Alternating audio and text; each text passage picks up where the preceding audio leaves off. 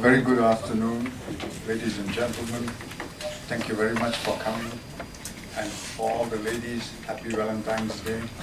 Not the men. I mean, some lady who speaks will say for the men, happy Valentine's Day. I think this thing is a bit temperamental, but let me quickly begin and say that the last 3 weeks or so, you must have had hundreds of reports, news, the last 3 weeks for sure, about the Middle East. You have heard a lot. They have said a lot. They say many things. They say that Egypt is not a country but a civilization. They say that whatever happens now, Egypt will never be the same again. They say that the military did something very strategic. They did not interfere with the protesters because their ultimate aim was to protect the regime, even if it meant having to sacrifice Mubarak. They say that the military has no vision, leave alone a political will, to transform Egypt into a democracy. They also say that the military, 500,000, will have to contend with even larger numbers in the security forces and in the police. They also say that it will take a long time before a civilian government can stand on its own without the support of the military. And even longer before the military will take orders from the civilian. Yes, they say all these things. They say that Egypt is not a country, but a civilization. What do we say? We say many things, but I want to welcome our guest speakers, the distinguished speakers, who will tell you what they think and what they feel. I will go in the order from here. Our first speaker will be Dr. Hussein Muttalib. He will be followed by Dr. Gabriel Maranchi. Then we have Dr. Michael Betikotis and our director, Michael Hudson. I'm sorry there is not much time. I already spent some time talking about what they say, which is not what you want to hear, you've read it. So we'll be very strict on the timing. We will give each one 15 minutes and then we will open the floor. And if you notice, one thing I have on the table is this. It says there, sorry, 2 more minutes. So we will pass this one around if the timing is not kept. Later, when question and answer comes about, I will also say, sorry, 2 more minutes. So you will have short times. So ladies and gentlemen, please join me in welcoming our distinguished speakers. And please. And our first speaker, Dr. Hussein Muttalib. Well, they say this, they say that. I will be saying what they said in my way. I'll cover 2 things within this limited time of 15 minutes, and I hope it gives some benefit to us. At least it forces us to think some important issues. One is to try to, if you like, summarize all the things that happened in the last few days and weeks, addressing this whole question, why the revolution has happened the way it did. If you like, the sources, the causes of the revolution, the turmoil that followed, and the ouster of Mubarak.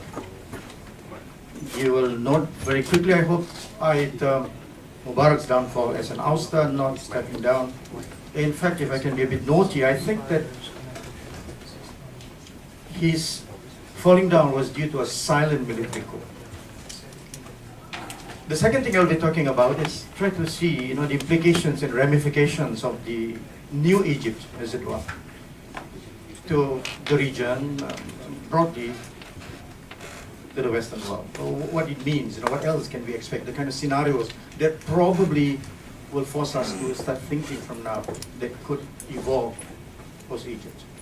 Let me begin with trying to make sense of the things that most of us already know, why the revolution happened.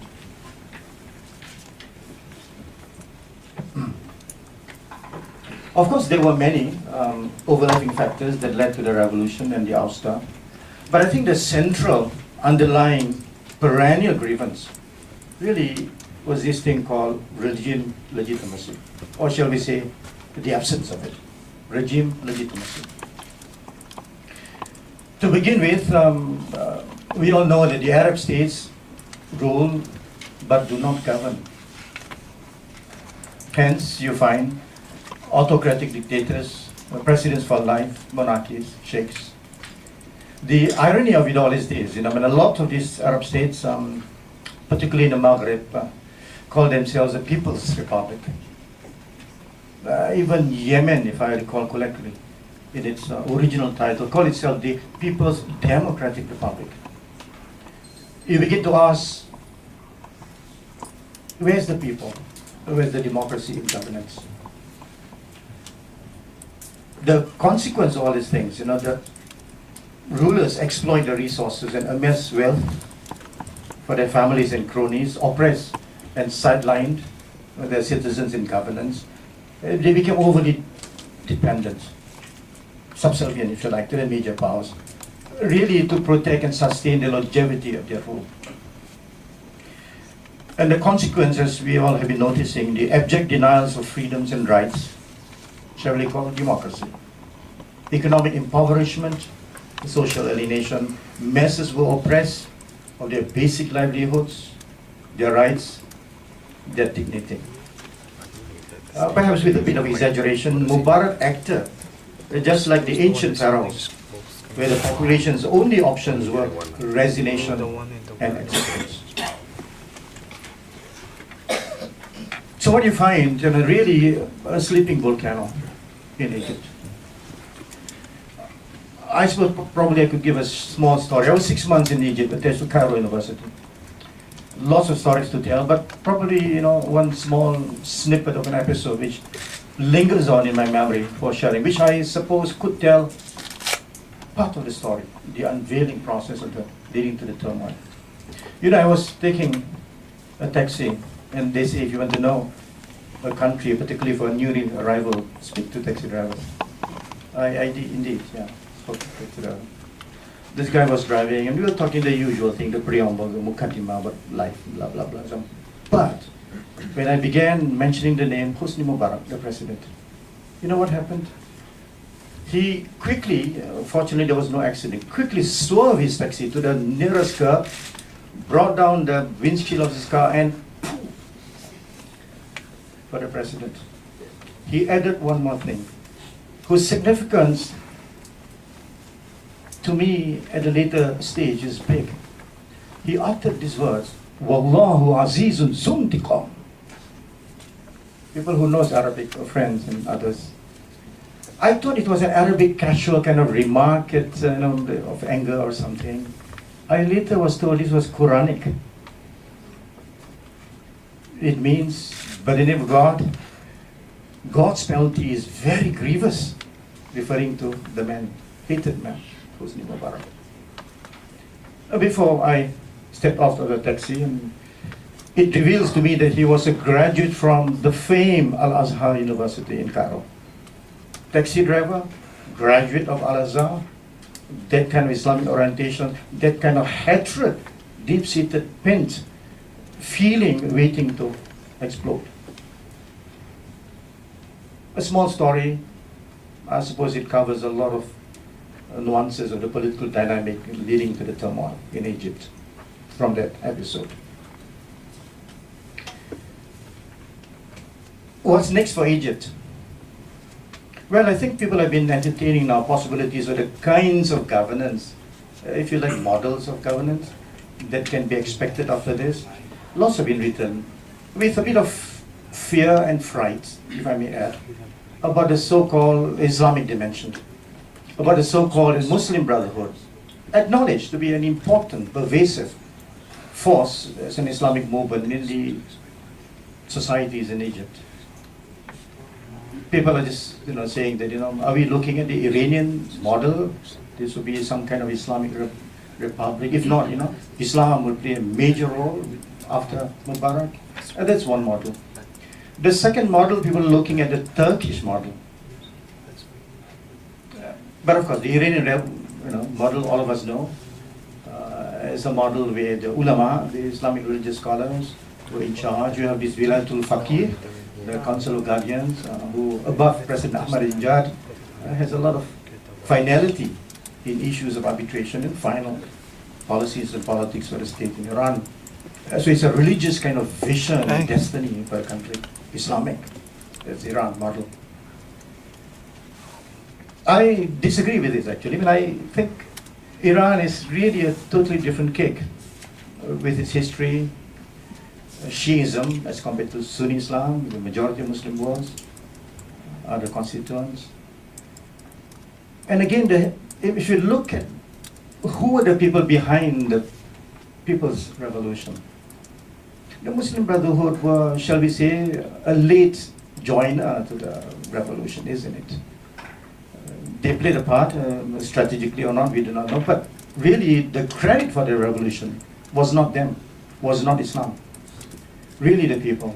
Well, of course, it started better, as I expected in many revolutions in the world, even in more recent memory, in Ukraine, in Georgia, in Kyrgyzstan, in Indonesia, the youngsters, the internet revolution. It's fine, they all started, they initiated all these things. But really, it's more than just the youth.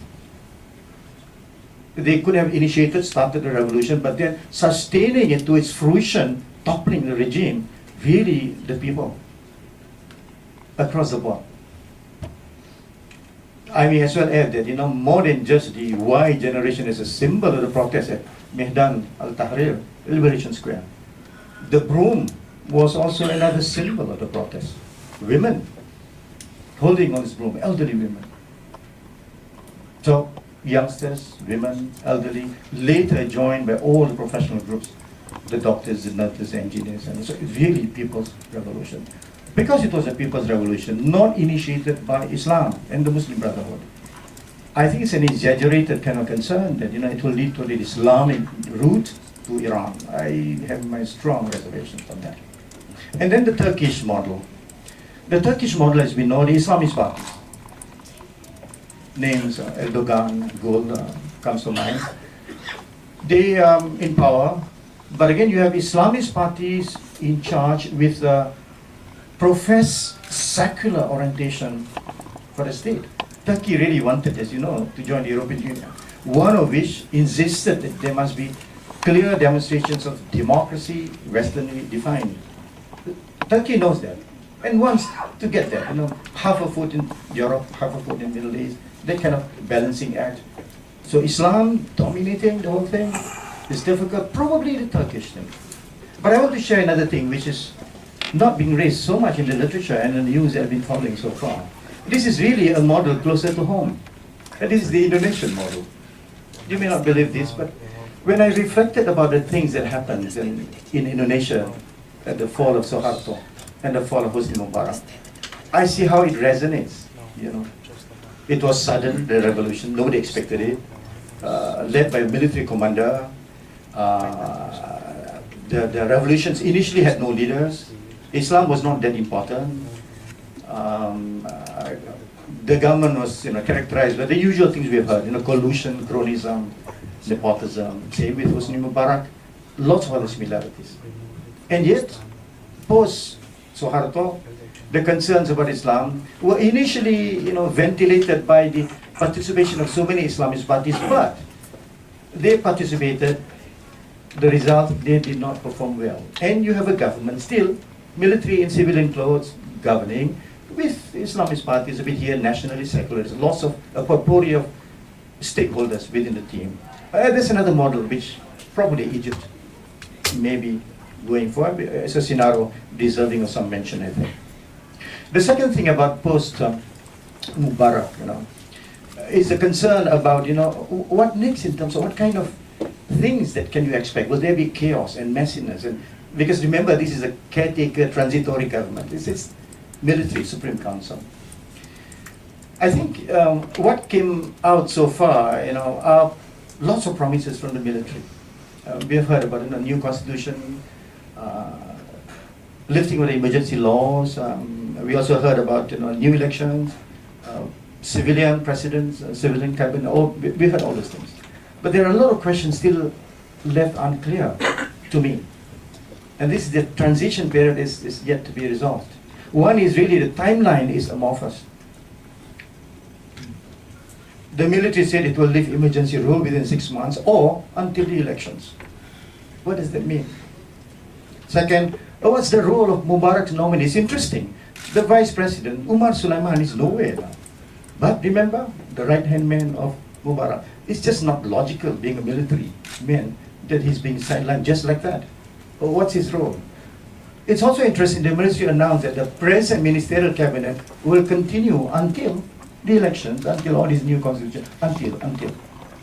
The question to ask is, wouldn't it naturally to expect that the present ministers in the cabinet, realizing that a new Egypt means a new things, a new culture for doing things, that they will be losing a lot of things they have benefited during the Mubarak's regime. They're part of the establishment, core of the establishment. Is it not natural to expect they could be, a pain in the neck in a new government, at least in the process of forming a new government? The other question that comes to my mind is, what happens to the police? Unlike the military, of course, in the context of Egypt, we know that the police is really a hatred institution. But for some reasons, it just, dissipated, if not disappeared, towards the tail end of the revolution. And now the latest statistics, was it not yesterday? We were told that, the police were asked to return back to the barracks because only 35% of the original force strength of the police, pre-crisis, are now back at work. The others are not yet back. In fact, not more than that, some of them have protested in front of the Ministry of Home Affairs, calling for more pay for us. The police is joining the people's conscience and all these things. It raises also the next point about the role of the military. Well, intriguingly, a few things can be noted here. And here I think we can take some lessons from history. All presidents in Egypt since Nasser have been military commanders. How will this key institution manage a civilian president and a civilian cabinet? And if you forget history easily, there is a danger of a return of the new republic established by Nasser after the military coup in 1953, which, if you remember, threw off the then parliamentary system and instead created its own brand of republic, stocked with loyal military officials dressed in civilian cloaks. What's the role of the people's power in the new constitution and the new governance? They formed the Council for Trustees. They would like to know what's their role. What's the role of Muslim Brotherhood, the Ikhwan? With that, I suppose I can touch just one final thing about what a post-Mubarak Egypt means for the region. Really, we're talking about this possibility of domino effect or contagion effect. Will other states fall? Your guess is as good as mine. It's really difficult to know because it's unclear.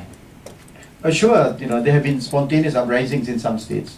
Of course, Tunisia, Jasmine Revolution. We see Yemen, Algeria, Jordan, Morocco coming within that kind of ambit of uncertainties, if not crisis situations. And I noticed in a lot of these demonstrations supporting so-called the turmoil in Egypt, they were actually protesting against their own regimes, to be read like that, I think. So the uncertainty has to do with a lot of things, such as the status of socio-economic development. If a country like Yemen, said by UN as almost being the poorest country on the planet, if you don't have that enough of people educated enough, incomes as such, it's difficult to sustain. And Yemen, we are told that there has been a lack of alternative leadership. In Jordan, the majority of protesters seems to be Palestinians. The police and security are of a different type of people in Jordan, very loyal to the Jordan king, King Abdullah. That kind of, problem. And Algeria, of course. I think the recent history of Algeria may be somewhat of an impediment to the potential protesters leading to the turmoil as we saw in Egypt, for a simple reason. In the 1980s, when there was this revolution in Algeria, remember, more than 150,000 died. The sacrifices, the cost of human lives is really big and high. And Algeria, a bit of oil compared to a lot of other states which do not have oil, have done a bit to help the middle class and so on, and people who have to take all these possibilities. So with that, I think, again, the time constraint, but we'll take up the question and answer later. Thank you very much for your listening. Thank you very much, Dr. Hussein Muttalib. Could you please have Dr. Gabriel Maranchi, please?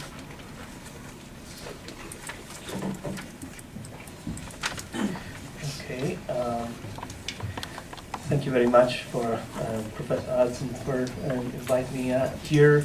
I'm an anthropologist and work with young Muslims in different regions and for a long time, in particular in European countries, and second time maybe in United Kingdom, both in France, Egyptians and Palestinians, and not only Pakistanis. We are not only Pakistani. Were telling me about their aspirations for their country. There was some of them were born actually in the United Kingdom, but still have a very strong link with their parents' country. I think this kind of revolution has been called the Twitter revolution, Facebook revolution. Is not the first movement that starts for young people. My colleague was speaking about Algerian uprising, could be called the cassette revolution. Where this cassette recording came from were mosques. The main elements were clerics. There was a detachment in Algeria between what the clerics want and what the state want. There was a big first time conflict after, post-colonial. Colonialism is very important in the region and how it's understood. So that was a different kind of revolution. Here, the young people are not exactly influenced by the tweeters of the scholars or tweeters of Islamic teachers, but with tweeters of an entire number of people in the world. You stay connect, I'm losing some sleep. If you stay connect on Twitter, and being on this side of the world means not to sleep, and Facebook, and you follow it, it's not Egyptians. This is a world of revolution. The support that these young people receive, not only from Muslims, from non-Muslim, from American, from Russian, from Tajikistan, from other countries that have other problems, is immense. There is a kind of full global support, a level of people, right, who has not retweeted. I want to ask how many of you have used Twitter and retweeted something in the last 20 days about Egypt? Yeah. Or put some state on Facebook, right? Doesn't matter. Doesn't matter. The people on the ground felt they had a strong support, something that they didn't feel. The support in the other revolution includes Egypt, the kind of protest, and the Muslim Brotherhood, of course, work like a mass through mosque connection, mosque networks. There was another different kind of support. However, do not remove religion. The people in the square, I think everybody's seen the pictures of them praying all together, of Copts defending Muslim, they were praying, or Muslim going to churches, around the churches to the Copt Orthodox church for the Christmas and so on. So religion is part of it, and let's touch on other things. The reaction of, in particular, American and European politicians, right? I want to go back to a scholar, an anthropologist, studying in the 60s, writing in the 70s, in particular, Ernest Gellner. Ernest Gellner has been one of the main anthropologists who study Muslim societies, one of the first. Very involved also in discussion of nationalism and discussion of how society form and develop nations. However, he had a very pessimistic view of the Muslim world. What he said, and I'll explain after why, 1981, but he was writing actually after the, the Iranian Revolution, so the book came in 1981, but he thought was developed before that actually was, Muslim could have democracy or secularism, but not both. this is an important sentence that let's understand. I mean, many politicians we have not read in Europe, Gellner, but have this impression that democracy means religious theocracy or any form of contamination of religion and secularism and so on. One interesting thing is why, because there is a kind of conception within the Western political world of a Muslim mind. There is an idea that people are not people, but practically controlled by a cultural kind of framework. They cannot see this kind of people that are doing revolution as a single element. They're seen as part of expression, you said about civilization, I was a part of a culture, right? That they cannot be bypassed. They see Islam as a monolithic entity, not as an entity based on interpretation and variations. That explains to me, as an anthropologist, this kind of strange perceptions of these revolutions. Certainly the Western countries been taken by surprise. What we're going to say? We're going to say, yes, we support and not we support. So we have Berlusconi between a bunga bunga and another bunga bunga saying, I think that Mubarak was a very good man and unfortunately is going. And we have Tony Blair thanking Mubarak for his great, because they didn't know, they wanted it, and then changing completely mind.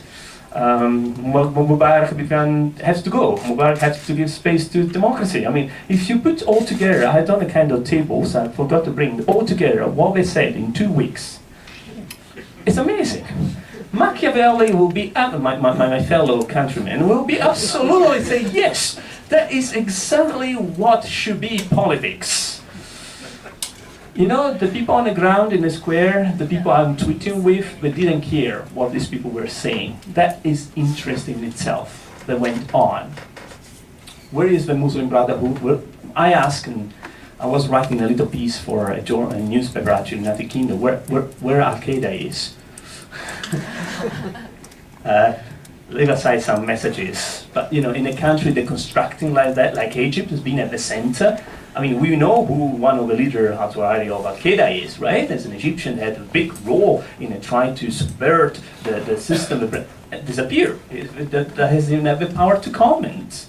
Maybe they've been, I don't know exactly at the moment why, but maybe are surprised themselves than expected. So one of the important things is, in my opinion, to try to go beyond the cultural talk and try to see that these movements are actually connected to a bigger picture of youth movement. Just to tell you, in Italy yesterday was a demonstration against Berlusconi by the women, because they were tired, many of his San Valentin comments. And what they did, they got shoes in their things and they used Egyptian slogans. No, you know, it was not anymore Che Guevara for this time in my country, but it was, you know, a square that represent everybody connected to it. That is a big new system of power. I don't want to exaggerate this kind of internet things, but I want to say that what is happening in Egypt is something new. Like I think it had more meanings than what happened in Tunisia. I expected in Tunisia was even not such resistant by the president, because he moved money before Mubarak. Mubarak had to move during 2 weeks all his savings. But another thing is about Palestine and Israel. It's important to put this. United States, that's a problem, right? The Egyptians are central to the pillar. They keep the kind of status quo of immobility between the peace process of between the Palestinian and the Jewish things. The collapse of the Egyptian system now open. Interesting, the possibility of a serious peace process in the region, depends what kind of development happen, but you know, this stability, the kind of status quo and balance, and counterbalance now are upset.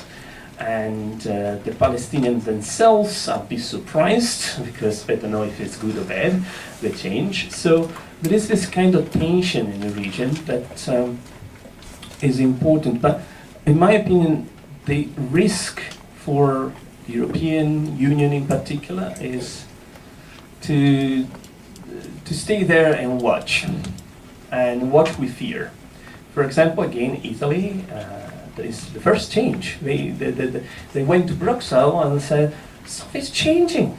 So, you know, we have about, that now is about 4,000 people reach our shore, you know, all these refugees that come. Before these refugees did not arrive, because their boats were sunk before between the Italian police and the Tunisian police.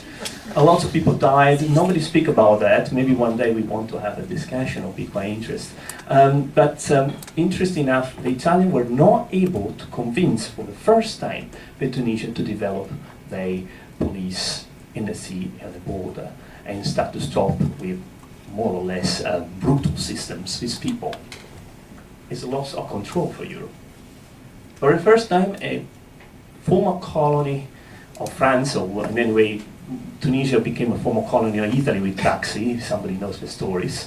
The Socialist Party in Italy built streets and things and developed a very strong link with the Tunisian government. And indeed, Craxi left Italy, went in exile in Tunisia, in Tunis. For the first time, it did not accept an order from one European country. No, we are not going to do that. We're going to, you have to come here, minister, and speak to us. And we are not coming there. So our minister is going to take a plane and go there. It's a change of roles. So I don't know what the Egyptian revolution can go, you know, with the Turkish model, with the Indonesian model, maybe it will be much better. There will be a lot of potentiality. But what I think is has destabilized a certain way of seeing the region. For the first time, Gellner probably has to say, I was wrong. And we hope so for the people of Egypt. So to my colleague, I think I'm more or less going to finish my point.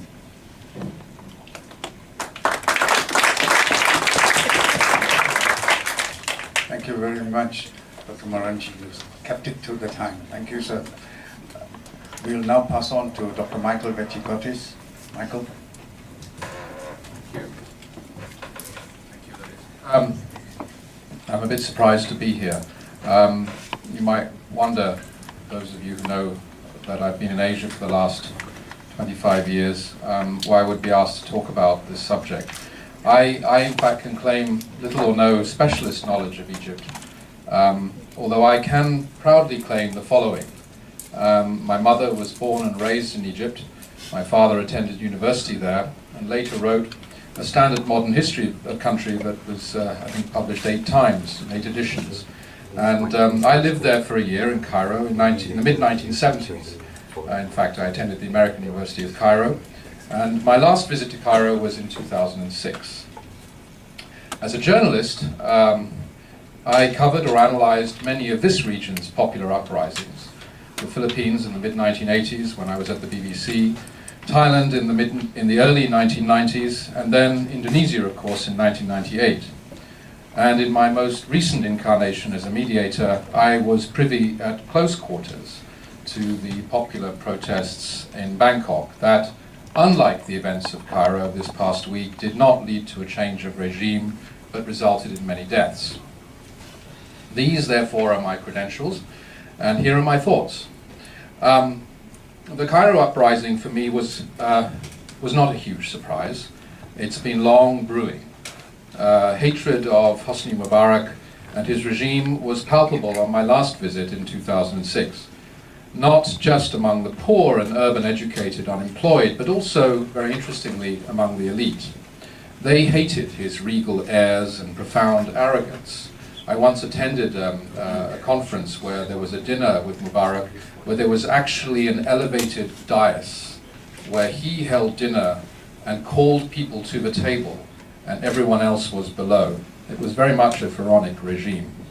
I have a friend whose husband refused an appointment to his cabinet. Can you imagine that happening in this part of the world?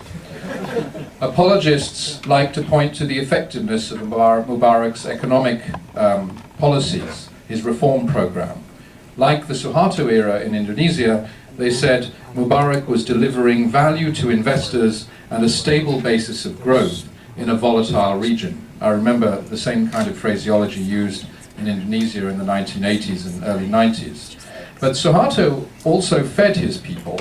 He subsidized healthcare and education, and generally tolerated a moderate level of expression and protest for much of the later part of his 3 decades of rule. His secret police were not all that efficient. Mubarak locked up the opposition and was generally deaf and blind to the concerns of an educated, young, urban population, the majority of which could not find jobs or even afford to leave home and get married. By contrast, in Suharto's Indonesia, there was a baby boom in the late 80s, early 90s, which explains why there's a tremendous sort of swell in the number of 16 to 17 to 18-year-olds, because people did go out and get married and have children because they had enough food to eat. The Egyptian regime was brittle, and were it not for the brutal efficiency of the secret police, I believe an effective opposition movement would have been galvanized long ago. The second observation I will make is that the nature of the uprising, the relatively peaceful nature and miraculously low, perhaps over the time that it took, casualty rate, came to me at least as a big surprise. I lived through the Cairo bread riots of 1977. I witnessed the wrath of an Egyptian mob. I'd always thought that once the anger exploded, it would be uncontainable and bloody. But here was the thing. The protesters were not composed of angry, ignorant peasants. They were, for the most part, educated, young and aspiring, lower middle-class Cairenes, carrying mobile phones and digital cameras, and shouting slogans in English as well as Arabic for the international media. They were galvanized by social media, which meant they had to have access to the internet. This was therefore unlike the opening days of Indonesia's uprising in 1998, when angry mobs rampaged through the city, burning and looting and killing ethnic Chinese. It was more like the Bangkok uprising last year, where the red shirt masses would chant, "We are not stupid," and they waved Thai flags and harmless plastic clapping devices. My third observation would be that we should have no illusions, of course, about the global and regional impact of what is happening in Egypt, and to some extent across the Arab world. The Arab world is connected by language and faith in ways that our own region here in Southeast Asia is not. The common language of ASEAN is English. The region is divided along linguistic and religious lines. Democratic transition in Indonesia has had almost no impact on the politics of Thailand or Myanmar, even if we fancy that it does. But the day after Mubarak fell, the protests started in Algeria. Governments in Jordan and Yemen were so alarmed that they made radical changes to policy and personnel. It's not just Egypt that is changed, it will soon be the entire Arab world, so people believe, and I think there's some substance to that. There will be profound ramifications and consequences that will reverberate across the Eurasian landmass.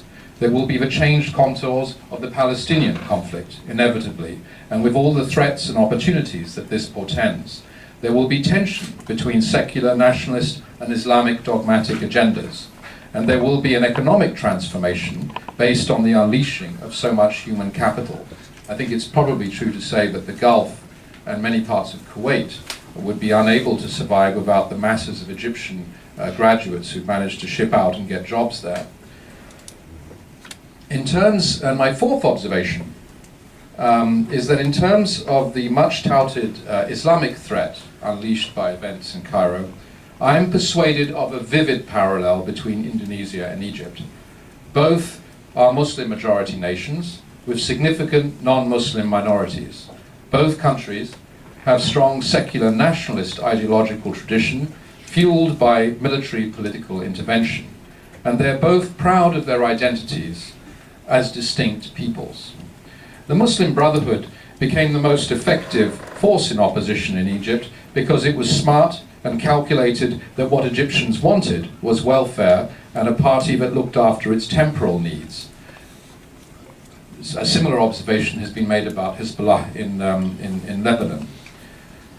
The Muslim Brotherhood is not Al-Qaeda.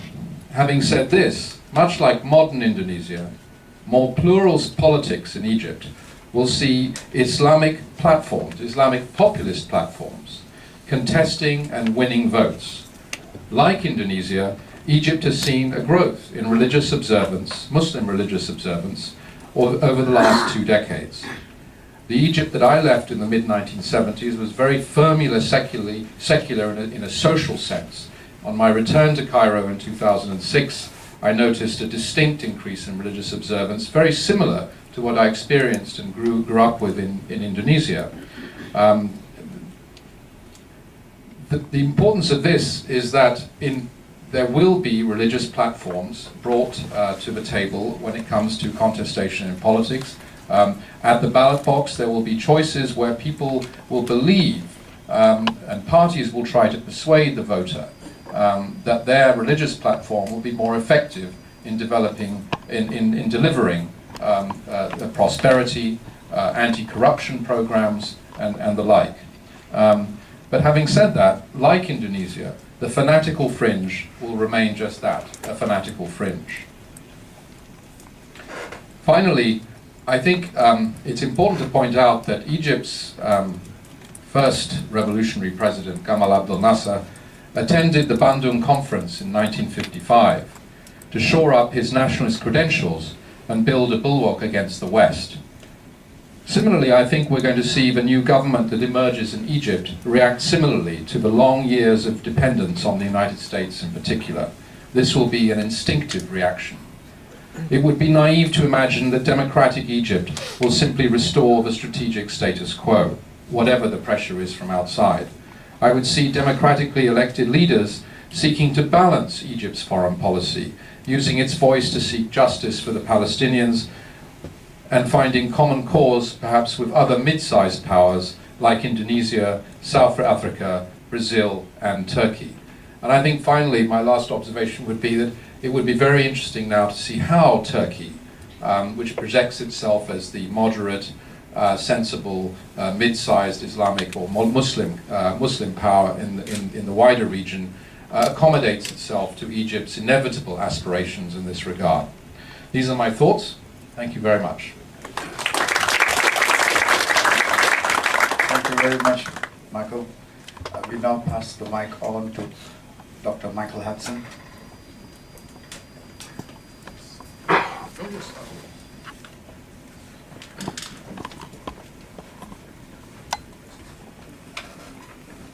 thank you very much. Thank you very much to all the panelists so far. I think this is. Yes, Is it on? all I want to do, I think, perhaps is build on some of the many interesting points that have been made.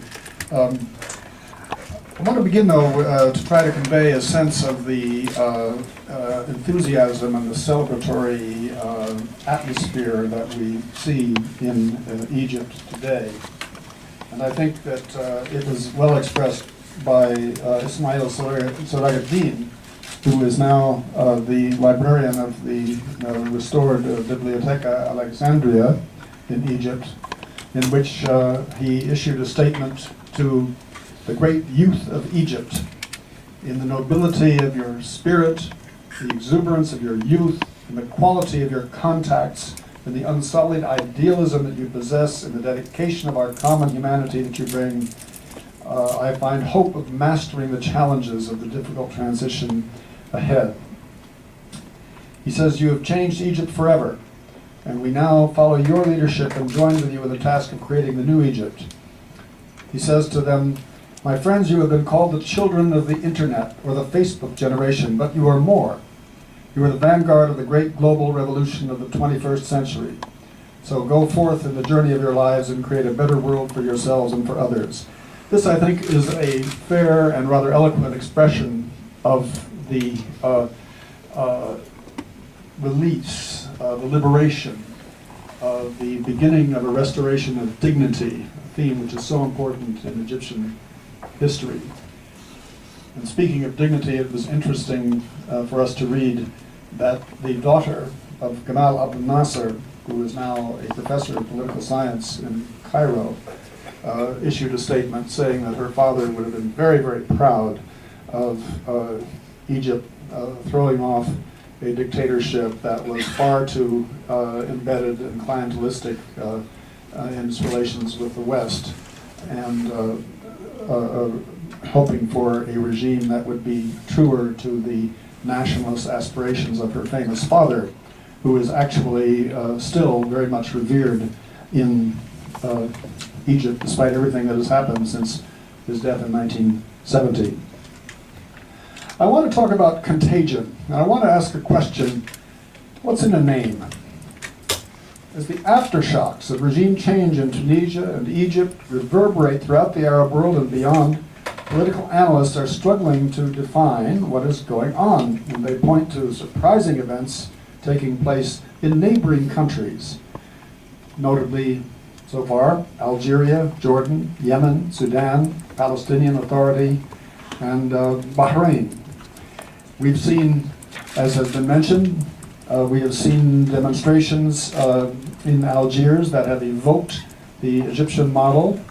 We have seen similar displays in Jordan, and we have seen an effort by the king to try to alleviate some of the social issues, as if trying to preempt the kind of anger that he has seen elsewhere, hoping that by dismissing his government that he retains a kind of buffer to the protest that is lurking beneath the surface.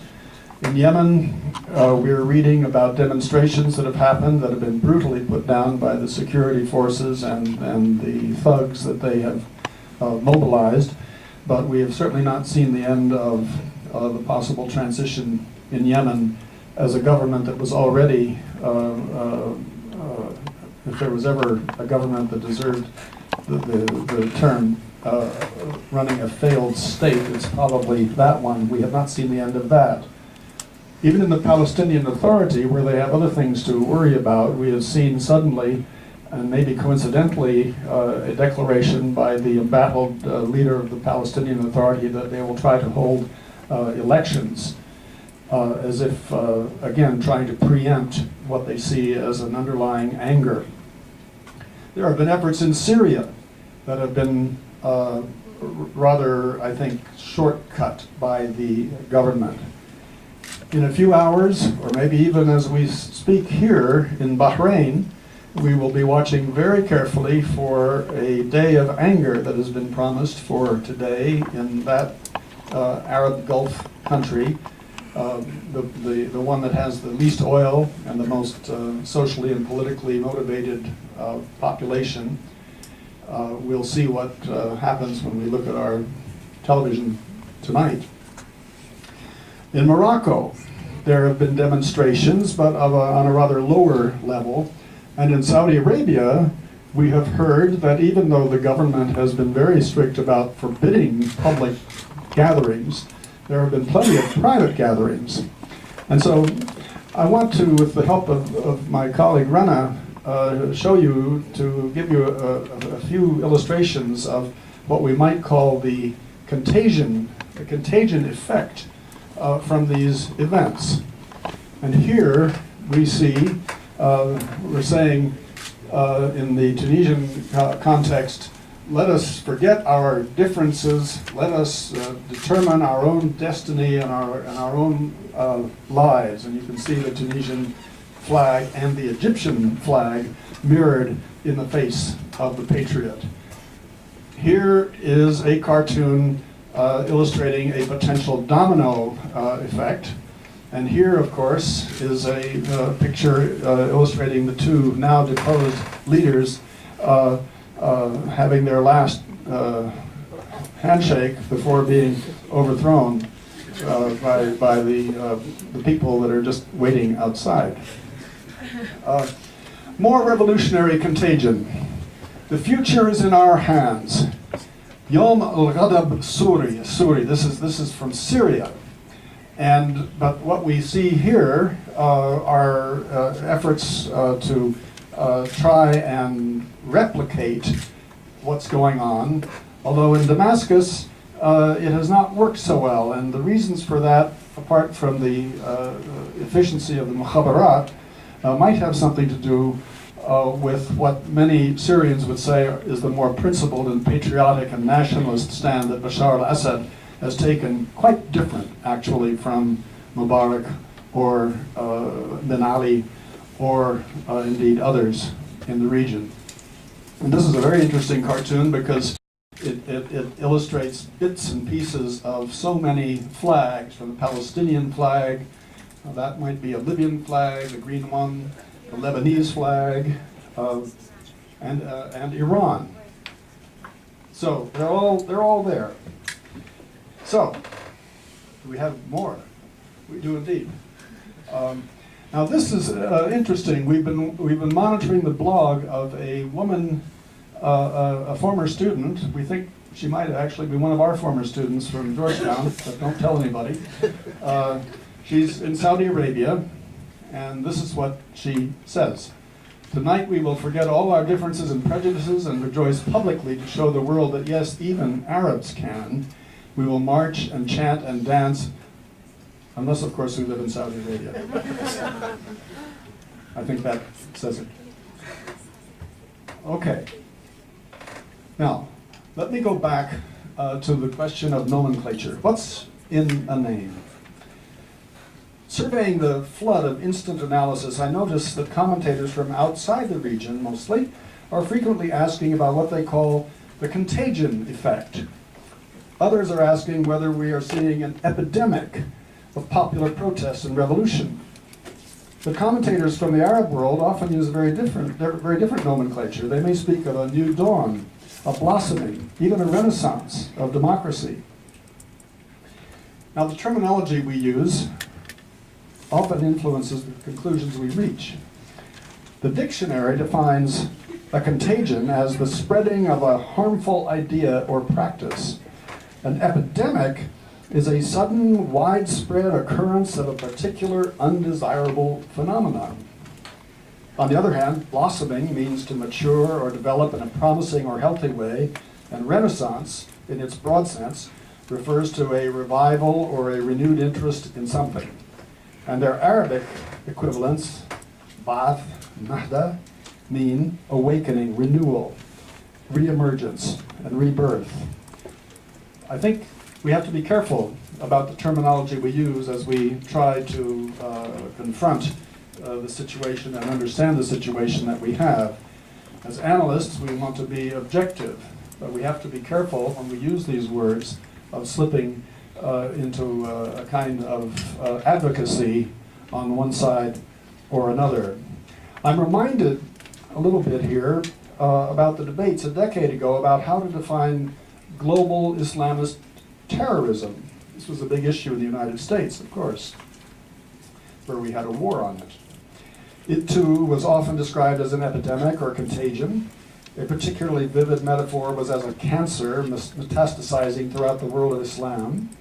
Its proponents, of course, used more favorable designations like Islamic renewal or Renaissance. Was Al-Qaeda a bureaucracy oriented around its base, as the name implies, or was it a network? And if so, what kind? Or was it a decentralized franchise operation? Now, I think it's interesting to try and contrast the way we tried to understand the Al-Qaeda phenomenon, which is still with us, but as has been noted very significantly, in a very diminished form in what we're seeing now. But I think it would be interesting as an exercise to contrast that model, the Al-Qaeda model, with what we're seeing now.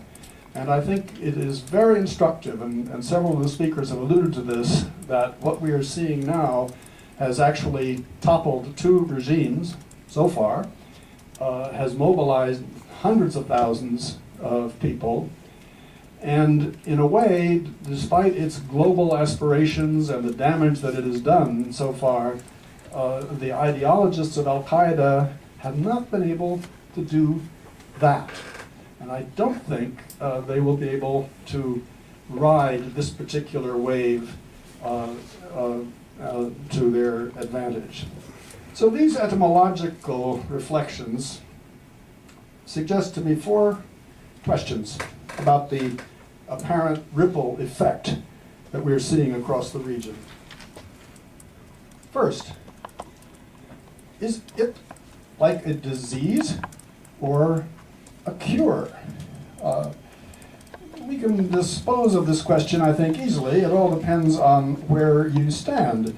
if you are in the old elite, if you belong to that small upper stratum of society known, for example, in the Algerian case as le pouvoir, you will not be happy, and you will see what is happening as a disease. There were certain rulers of Arab countries, including in Saudi Arabia, who reacted initially in that way, as if this was a very nasty virus that might be coming their way, and what could they do about it. But if you're on the other side, and I think if you're on the side of history that may now be winning, you see it, of course, not as a disease, but as a cure. Now, as analysts trying to be objective, we may find the contagion metaphor useful. We are all becoming, instead of political scientists, we're becoming epidemiologists.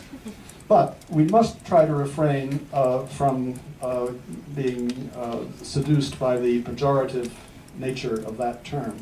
Secondly, is it a coherent monolithic thing like a virus? Here we have to be careful, and only a careful study of the message and the composition of the protesters can tell us. But we do see common threads in the message: a demand for meaningful popular participation, the condemnation of authoritarianism and corruption, the call for better governance, and a demand for social and economic development. And there is also, in a sense, a negative similarity. We do not hear demands for an Islamic polity. So while protesters focus on particular rulers, regimes, and local situations, there are still these broad themes that seem to resonate across the Arab world, leading to a very interesting question whether this is a distinctively Arab thing, and whether the spillover, the domino effect, the contagion, whatever you call it, the Renaissance, will have an impact beyond that broad region in which Arabic is the dominant language. Thirdly, what is the evidence that one outbreak of protest is related to or caused by another? Well, broadly speaking, the answer to that is, well, yes, it certainly seems to be in this case. By their own loud and vocal admission, protesters on the streets of Amman, Sana'a, Algiers, Ramallah, and no doubt in the salons of Saudi Arabia are saying, we celebrate and support the protesters of Tunis and Egypt. They have broken the wall of fear, and we would like to see something similar, but not necessarily identical, happen in our countries. And here, I think, to underline an important point that Michael Vitikiotis made, you're looking at an imagined community, the Arab world, that has, for a century, sought to develop a broader and more coherent sense of national unity and destiny, and after many false starts, fueled by the new social media, this community is coming together. And I think some of these cartoons that I showed earlier might illustrate how there's a certain resonance in what is going on in Egypt that is felt in as far away as Iraq, Oman, Morocco, and so on. Fourth, are the various Arab countries equally susceptible to infection by this virus? Here the answer is, well, probably not. You can't, one size does not fit all, I think. And I was looking at a blog by Gretchen Head on the Jadaliya website, which is a very interesting new website that's coming out of Washington and out of Georgetown University. And she's talking about the case of Morocco.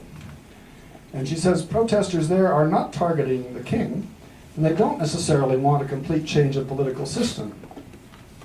And another one of our former students, Ziad Al-Arish, who is Palestinian, he's writing about Jordan, and he makes a similar point, where the monarch, so far, King Abdullah, seems insulated from the anger of the street. And incidentally, we should be careful in assuming that the Arab street is a homogeneous entity similar across the Arab world. Again, with due apology for the pejorative metaphor, we might observe that so far the two most effective vaccines for the democratic contagion are, first, riches. And there's a whole theory about this called the theory of the rentier state, where rulers basically just buy off their populations if they have enough wealth and money to distribute.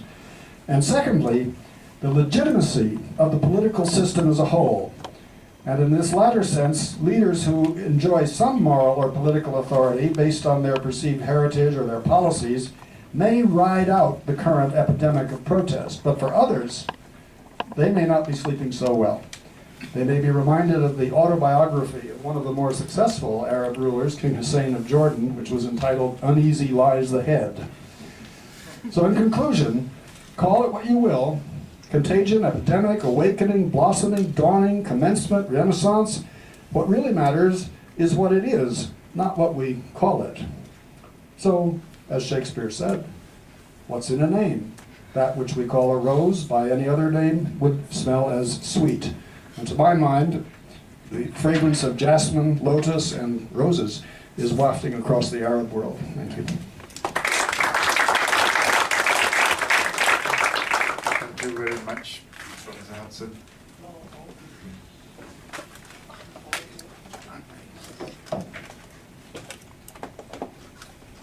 Thank you very much, Professor Hudson. We now have time for questions, but given the number of people and the number of on the panel itself, we will ask for 3 or 4 questions. Then we will pass it on to our distinguished panel for them to choose whether they want to answer one or all, so that they get best placed to answer these questions. As a form of courtesy, please identify yourself and your organization. So we'll take, say, 4 questions first.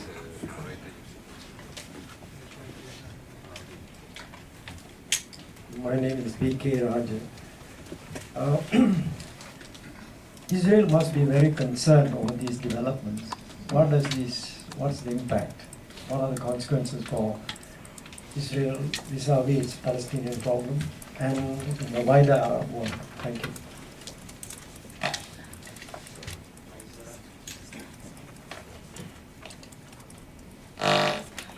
Winston Mock, I'm a businessman. I've been reading in Financial Times this morning that 40% of people in Egypt lives in poverty, and people who are literate or semi-literate are 44%. The current finance minister of Egypt said that a large part of the graduates of Egypt are unemployable. So now that euphoria is over, whatever is the new government, even though they derive some mandate from the people, let's say, or the military, one yardstick of legitimacy would be performance. So how long will it take to deliver real performance on economic indicators of Egypt? Is it a 1 or 2 year time frame, or realistically, even the best team, like Lee Kuan Yew leading a team, would take 3 to 5 years to make real changes? If that's the case, would the people have the patience to wait it out to experience the kind of performance? Thank you.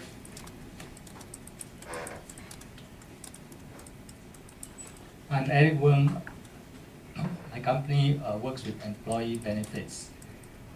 Appears to me that in all these upheaval, using the same terminology about contagion, one country with a recent major unhappiness expressed by the population, namely Iran, seems to be conspicuously out of the news. Are they immune to this contagion, to this virus? My name is Chia Lin Xian. I am a retired person. A major concern from this part of the world is the fact that the Suez Canal carries a huge amount of oil. There's also a pipeline that runs through, an article that was in the papers maybe yesterday. And what are the possibilities of this being affected adversely for this part of the world? Thank you. Thank you very much. Thank you very much, Mr. Dua. Thank you very much. We will leave it to the panel. Could we start with this order of speaking, Dr. Hussein Talib? then you have Maranji.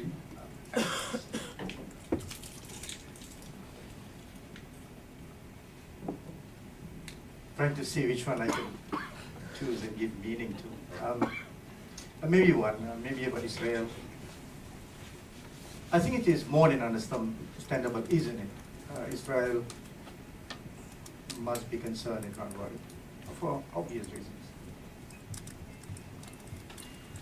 The thing is, I think Israel have to accept that you are dealing with a new Egypt. There is no need, and one shouldn't backpedal to the past. A new Egypt with new aspirations, new possibilities of governance, new dynamics and relationship, and a relationship which may not be as courteously stable as in the past under Hosni Mubarak, the anchor man, the main mediator between Israel and Arab problems in the Arab world.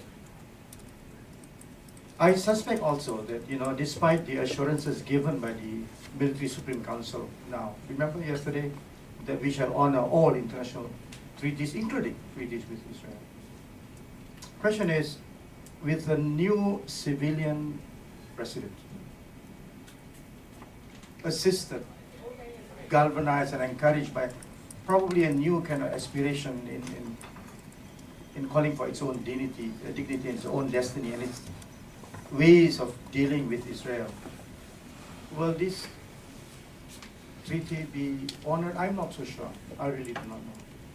So the final thing to say about Israel is that I think the concerns of Israel indeed have to be contextualized with the concerns of the US and the major powers. The complications of the entire dynamic in the Arab-Israel conflict, as you know, is beyond Israel and Arab countries. It's really the international dimension of the major powers. So really the policies, the politics of the major powers, US in particular, indeed has to be pivoted in any discussion about Israel's reactions and responses and concerns for this post-Mubarak new Egypt.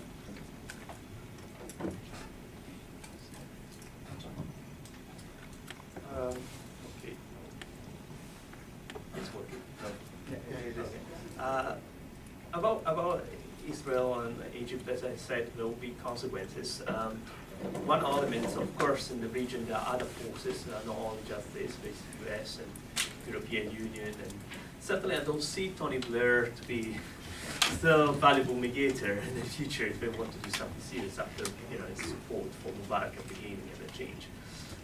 The only things I think we have to put this too in context with the other question about young people, right? What the young people want. Young people, the youth that they start this moving together with all the population, there will be no patience at all for certain things. They want changes, they want to see changes happen. They will not be happy for symbolic elements. There are lots of concern about contradictions at the moment, the messages that come from the military, that come from the government. There's a kind of dance there. And the dance comes from the fact that the military in Egypt, as many of you probably knows, is not exactly independent from the influence of the US. It's US trained, US paid. Some of the generals were actually probably on the list of other elements. So the people on the ground knows this and want to see changes. They want to see past elections that actually are free. That is when they are being reassured that the election will be free, that they will have the possibility not only to vote, but be part of the process.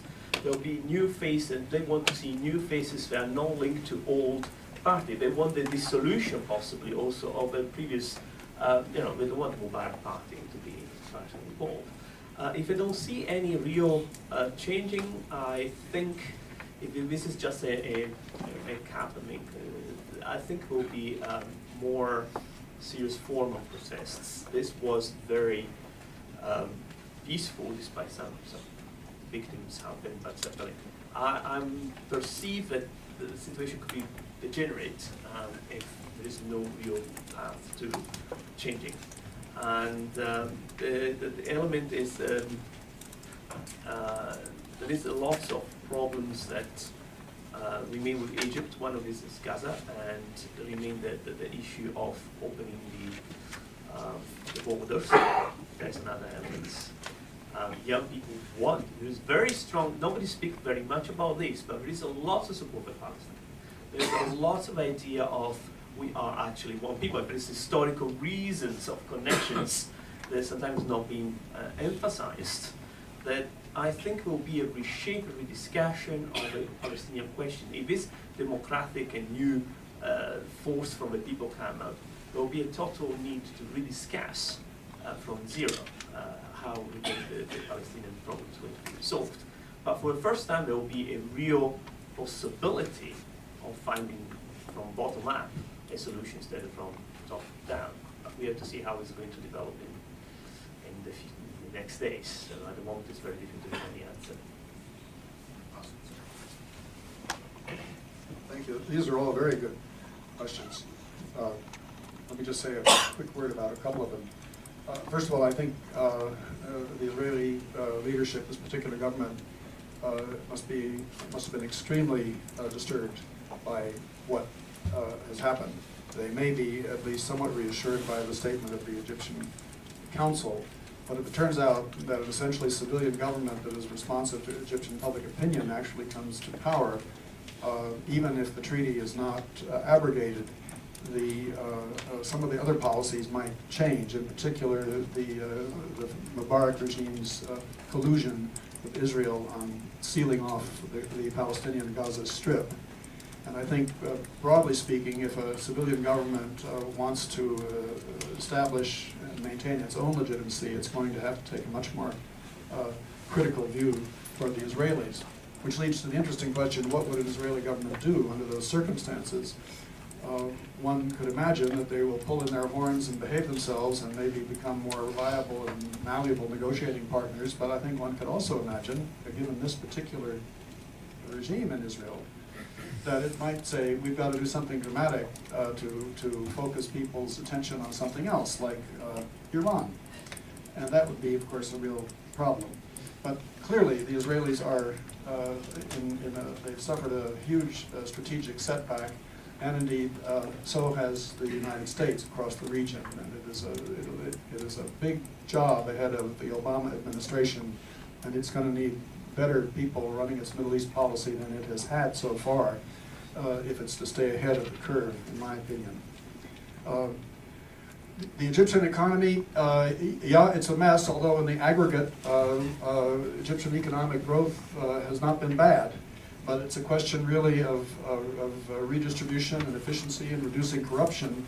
And it's an open question in my mind as to whether a coalition government, a civilian, largely civilian government, let us say, whether it will have the cohesion and the good sense to start to turn things around. I don't think it's a hopeless case. I wouldn't want to put a timeline on this, but there is certainly no shortage of very well-trained and experienced Egyptian economists, businessmen, and so forth. They've got quite a lot of good human resources, I think, to work with. The Iranians are totally split on this question. And it is amusing, if it weren't so serious, to see the government of Ahmadinejad trying to claim credit for what has happened in Egypt, while it's still wiping the blood off of its hands from having suppressed Iranian protesters back in 2009 in the fraudulent election that was conducted. Now, the protesters in Iran, of course, are saying, well, let's see if there's, we can get some momentum derived from the Egyptian case. I don't know how that will play out, and I don't know to what extent whether, as I was indicating earlier, whether this is just sort of, in a sense, a thing that resonates through the Arab world only, or whether it has ramifications beyond. But I think the Iranians are in a kind of a schizophrenic position. Suez Canal, as long as you have a stable new government in Egypt, will remain open. I'm sure, I think probably nobody will disagree with that. The only problem is, if if things really should break down, then there are possibilities, I suppose, for interruptions. But I would think it's unlikely. But on that point, I would defer to people that know more about the oil business and shipping than I do.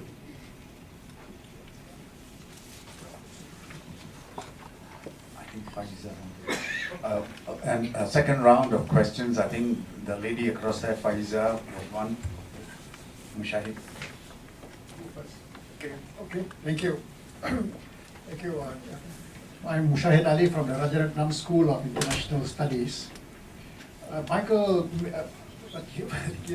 did make reference to the important or crucial role of the military in the transition that took place in Indonesia. Likewise here, the Egyptian army seems to be playing a very crucial role in the transition, having assumed control of the country through the military council and promising all the reforms. Do you foresee an increased role for the military in a political form, perhaps forming a political party to represent their interests,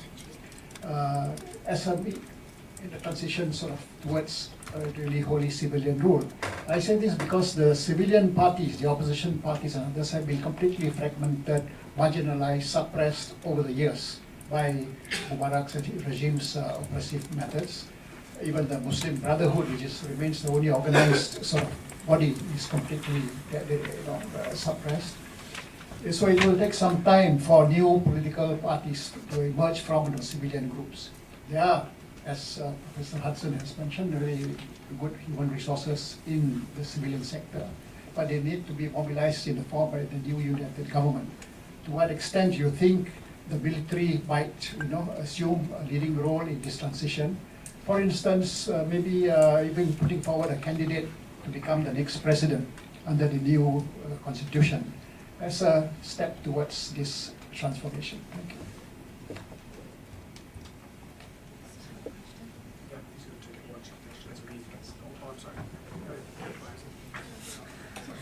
Microphone so far. Hi, I'm Faiza I'm with MEI. My question is for, I think Dr. Vatikiotis, you said you grew up in Indonesia? Oh, no? Grew up in England, actually. Oh, Sorry about that. okay, sorry. Then I must have misheard you. Okay, it's open to any of you. It's just a very quick question. I think for Indonesians, it's a kind of a deja vu to see what's happening in Egypt. I would appreciate any observations or comparisons between the political Islam movement in Egypt and Indonesia, because I understand that the political Islam movement in Indonesia is very much influenced by the founder of it, Hassan al-Banna. Thank you, that's all.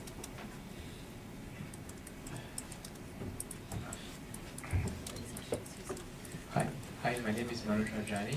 I'd like to ask if any of the panelists have any thoughts on Mohammed El-Baradei's role in a new Egypt. That's all, thanks.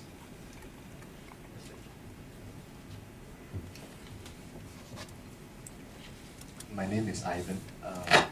We've been reading a lot about the different forces at play that have contributed to the downfall of Mubarak. A lot of it is internal, the opposition, catalyzed by youth and Facebook and Twitter and whatnot. But have there been other forces outside of this you think that have played a good role or a key role in bringing down the regime?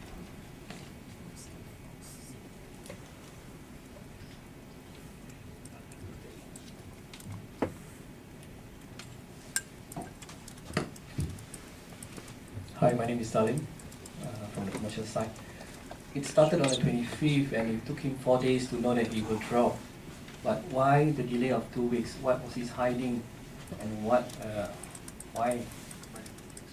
2 weeks? He must.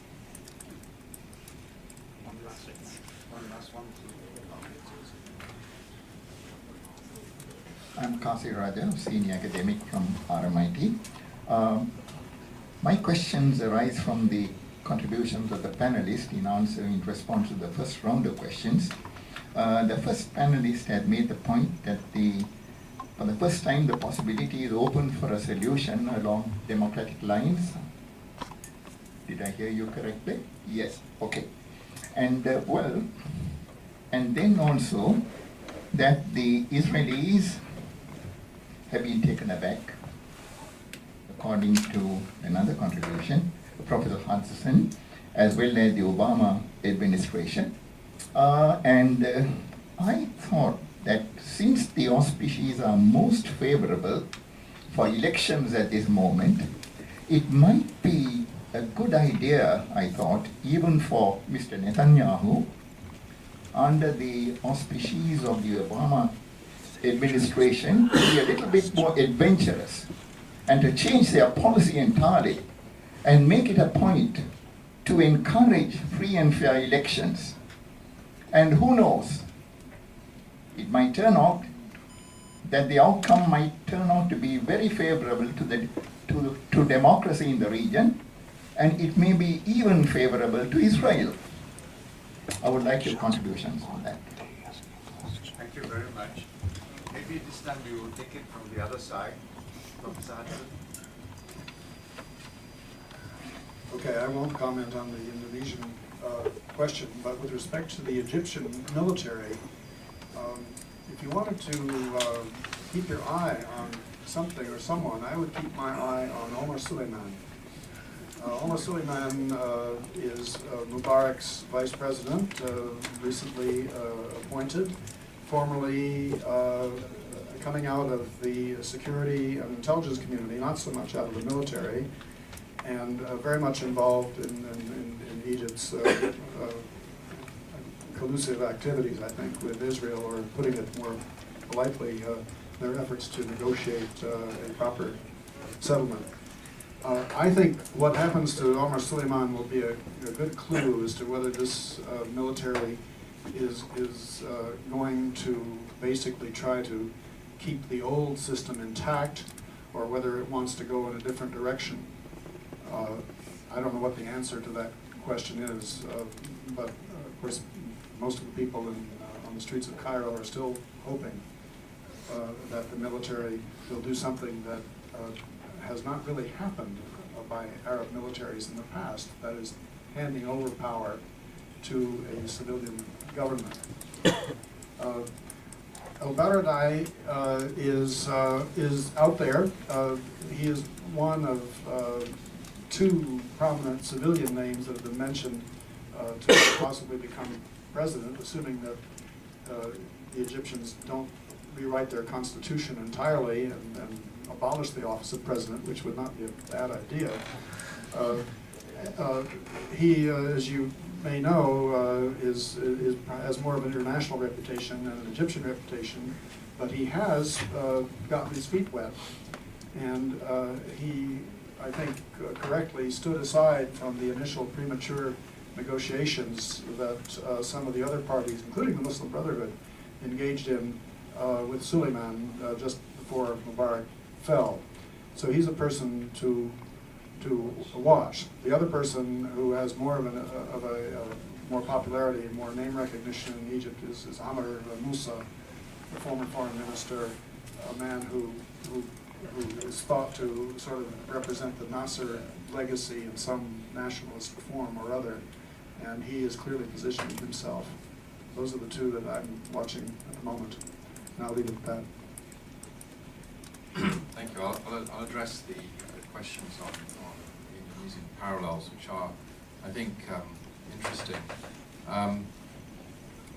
First of all, I think it's important to point out that Dr. Yudhoyono, the president of Indonesia, actually sent a letter to President Mubarak in the teeth of this crisis. He sent his former foreign minister, Dr. Hassan Buriuda, a former ambassador to Cairo, in fact, an ambassador to Cairo when Suharto was in Cairo when he was about to fall, sent him to Cairo ostensibly to look after the 6,000 Indonesian students marooned in Cairo, but in reality to try and deliver this letter. And I was with Dr. Hassan Buriuda this last weekend, and he told me how difficult it was, in fact, to deliver that letter. He's not sure it got through.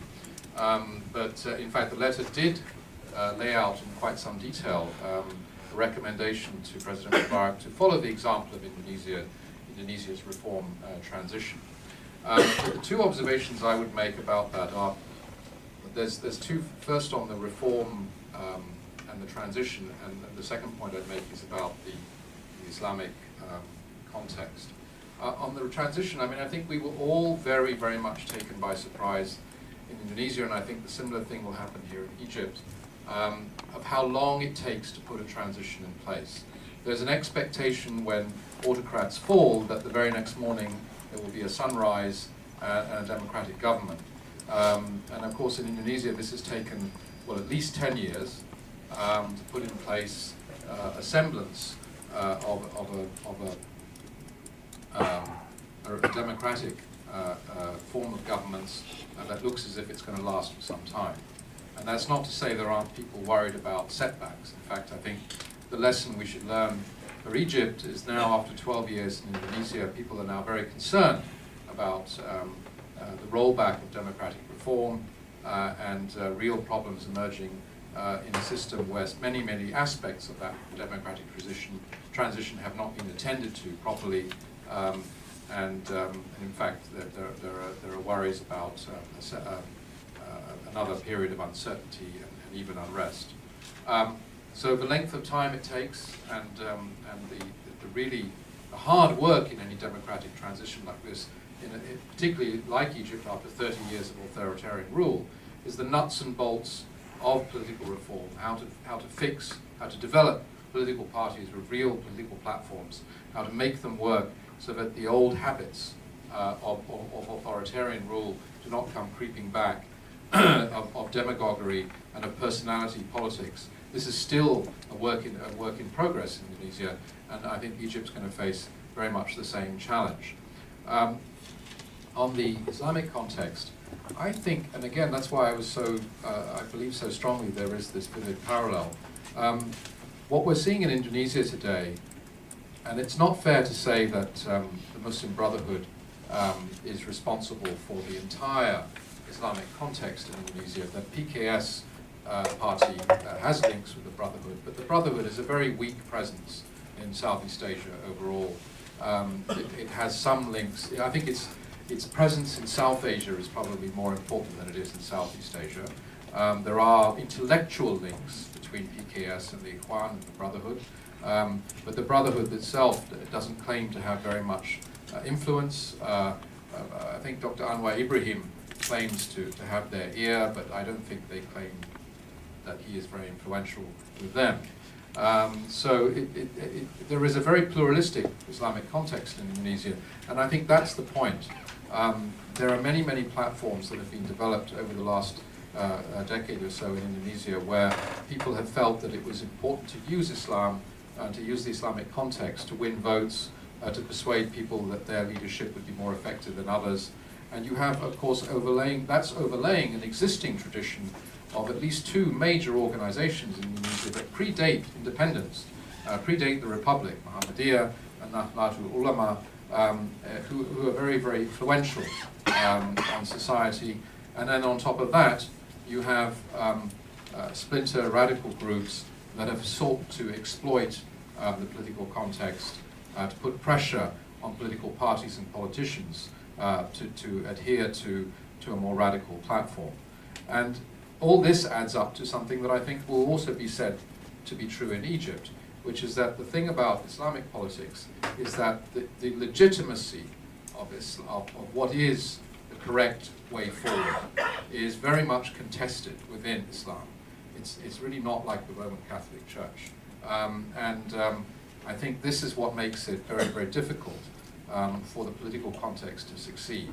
And this is why I think at the end of the day, we're going to see more effectively the secular nationalist program dominate.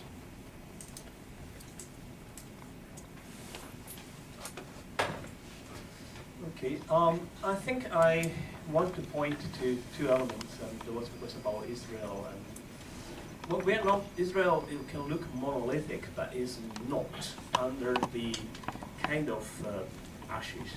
It's kind of elements of fractions within the society, where young people in Israel have lots of problems to buy houses, to start a family. And there is for the first time an interest in migration back to Europe of young born Israeli, because it's very difficult to live there. Now, I found this youth movement interest because there is a kind of hope among certain kind of Israeli that do not support Zionism and this kind of Zionism.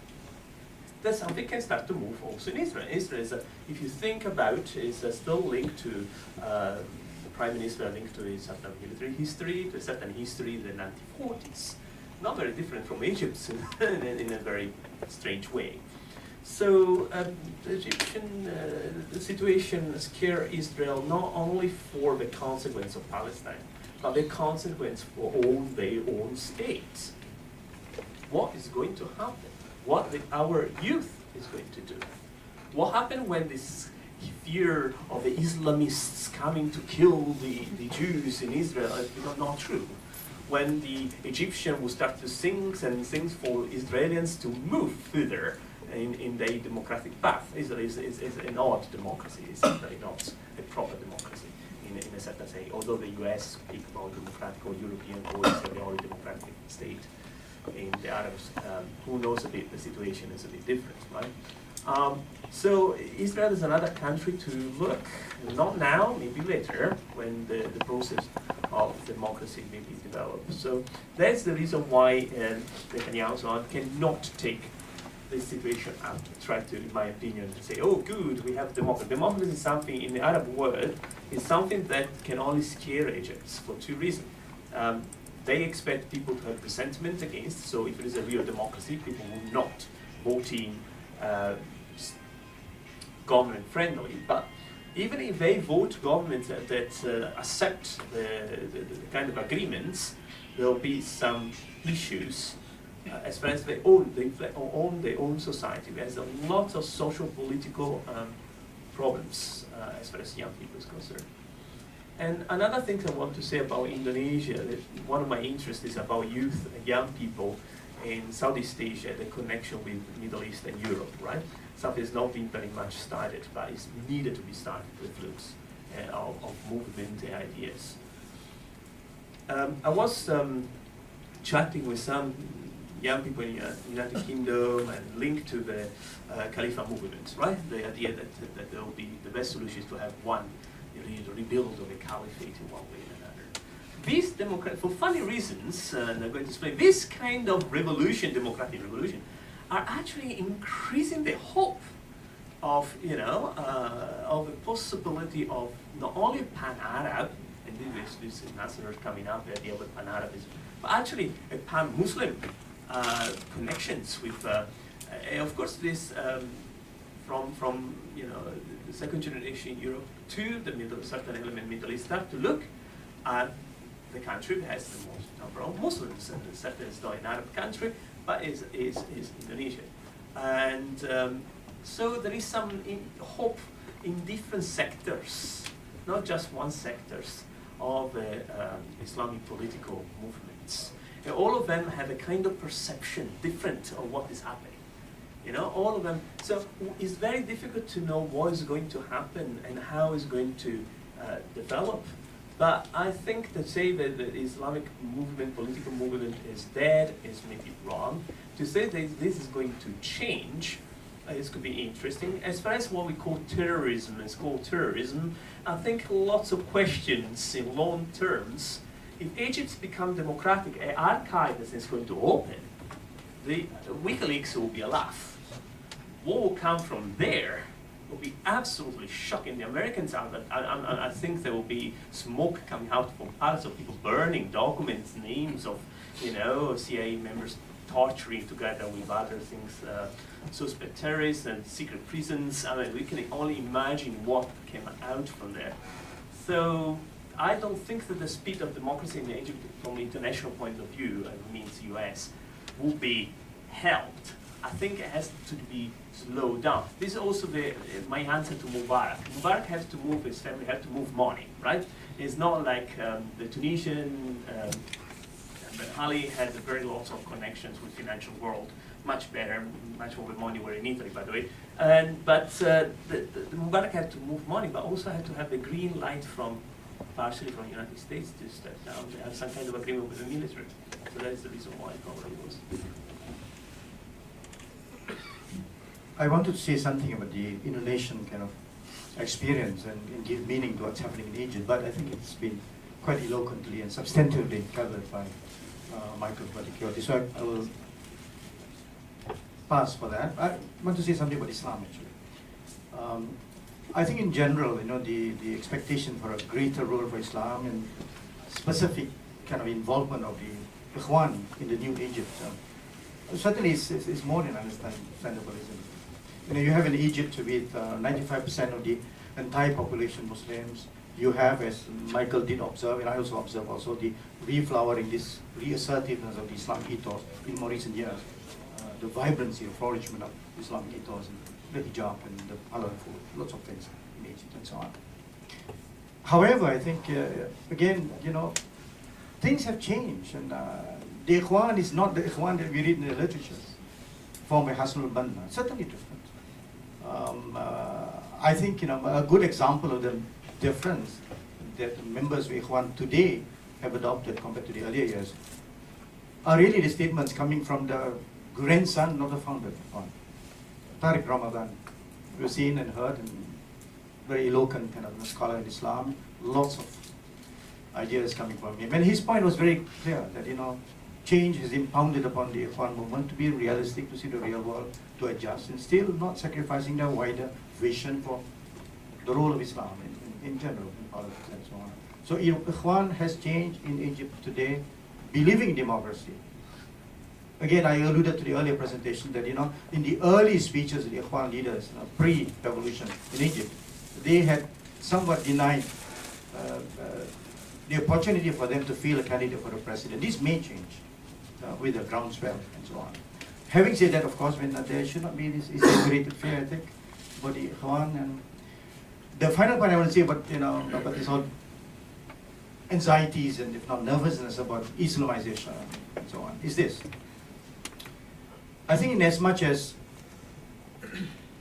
universally, Muslims all over the world are craving for greater Islamicity in their lives, general kind of feeling of religiosity, wanting to be near to God, being civil people, and so on.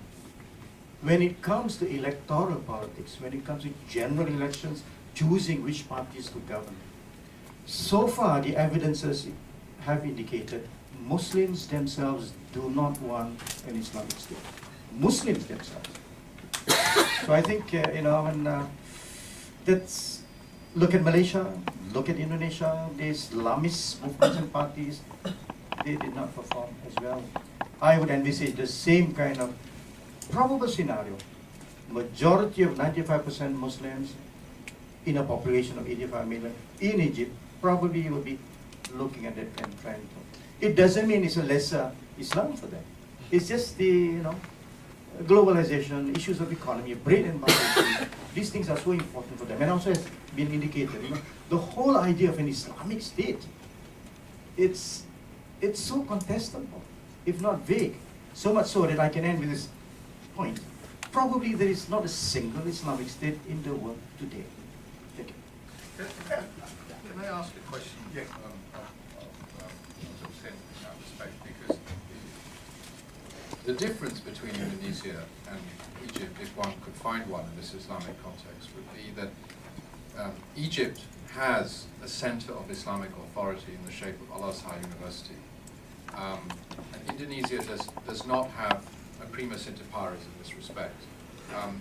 Do you see perhaps that Al-Azhar could actually enhance its function as the font in a more democratic, perhaps less secular environment, as the font of Islamic thinking in politics to a greater extent than has been achieved in Indonesia? Because in Indonesia, no one can agree who has the authority. I just get the sense that Michael just wants to be naughty, something he already knows the answer. In any case, I was talking about change. Leaders better change or be changed. Azhar University, have to change.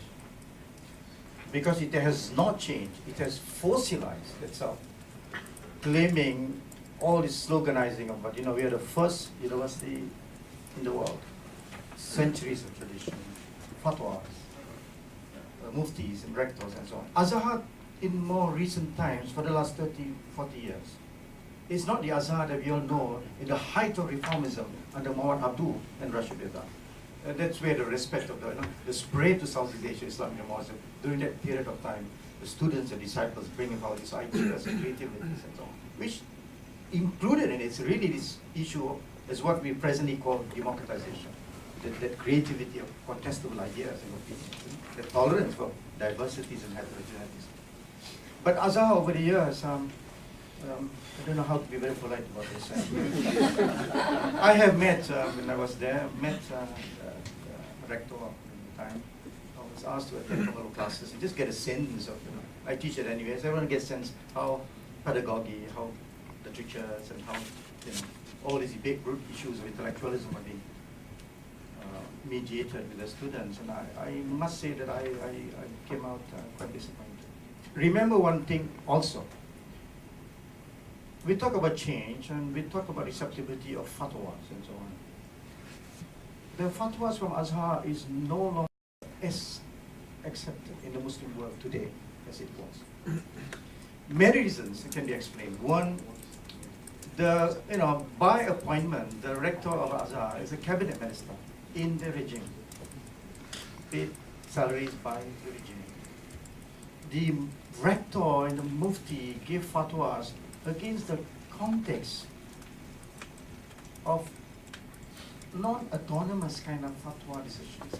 It's fatwa guided by lots of calculations. Guided by fatwa. And one final point is to indicate that Azhar is facing a legitimacy crisis in the Muslim world. So that you have counterpoints now in terms of referrals for Islamic knowledge and Islamic fatwas. Remember, before the downfall of Mubarak, few days before his downfall, there was a statement from the Mufti of Azhar supporting Hosni Mubarak and calling people the good things he's done and all these things, call for, which is better, you have stability or chaos. This kind of lingo which is quite similar to what Hosni Mubarak has been saying. So Azhar today is not the same. Azhar is no longer that kind of influential. Its fatwa has been listened and forgotten. It's not as important anymore in the Muslim world. Thank you very much. I'm afraid we'll have to close this. And before I thank our panelists, we can continue the discussion outside. Before I thank the panelists, ladies and gentlemen, I just want to say one thing, and that is, remember, they say Egypt is not a country, it is a civilization. Please join me in thanking our guests.